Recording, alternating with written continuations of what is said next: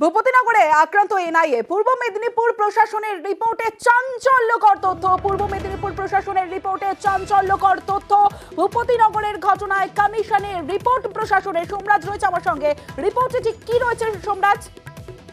দেখো, রিপোর্টে যেটা বলা হয়েছে প্রথমত যে এনআইএ অফিসাররা শারীরিকভাবে নিগ্রহের শিকার হয়েছে, এই তথ্য দেওয়া হয়েছে পূর্ব মেদিনীপুর ডিস্ট্রিক্ট ইলেকশন অফিসারের তরফে। যে তথ্য জমা পড়েছে সিও দপ্তরে। পাশাপাশি আরো যে রিপোর্টে বলা হয়েছে যে এনআইএ অফিসাররা শারীরিকভাবে নিগ্রহের শিকার হলেও ঘটনার দিন ভোর 4:30 নাগাদ পুলিশকে জানানো হয়, কিন্তু তারপরে যখন পুলিশের তরফে ফোর্স রেডি করা হচ্ছিল তার আগেই এই ঘটনা ঘটে যায় এবং সেই ঘটনা ঘটে যাওয়ার পরেই প্রয়োজনীয় ফোর্স পাঠানো হয়। পাশাপাশি ডেপুটি ম্যাজিস্ট্রেট পর্যায়ের আধিকারিকদেরও পাঠানো হয় ঘটনাস্থলে। গোটা রিপোর্টটি রাজ্যের সিও দপ্তরে পাঠানো হয়েছে বলেই কমিশন সূত্রে খবর, এবং সিও দপ্তরের তরফে গোটা রিপোর্টটি জাতীয় নির্বাচন কমিশনে পাঠানো হয়েছে। কারণ জাতীয় নির্বাচন কমিশনের নির্দেশে রাজ্যের মুখ্য নির্বাচনী আধিকারিক পূর্ব মেদিনীপুরের জেলাশাসক তথা ডিস্ট্রিক্ট ইলেকশন অফিসারের থেকে রিপোর্ট চায় ভূপতিনগরের ঘটনার প্রেক্ষিতে।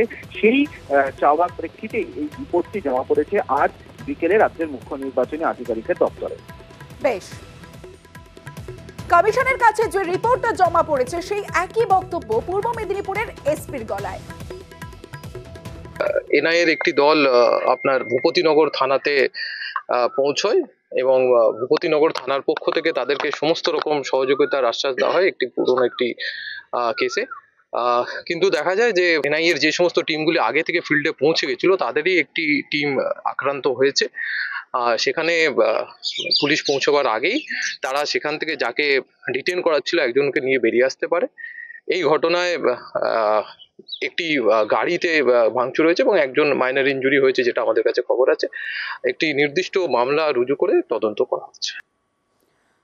প্রশাসনের যে রিপোর্ট সেই রিপোর্টে চাঞ্চল্যকর তথ্য। অন্যদিকে ভূপতিনগরে তদন্তে পুলিশ। এনআইএর উপর হামলার অভিযোগে তদন্ত, স্থানীয়দের জিজ্ঞাসাবাদ পুলিশের তরফে এবং তাদের বয়ান রেকর্ড করা হয়। ধৃত মনোব্রত স্ত্রীর অভিযোগেরও তদন্ত। তল্লাশির নামে শ্লীলতাহানির অভিযোগ ছিল।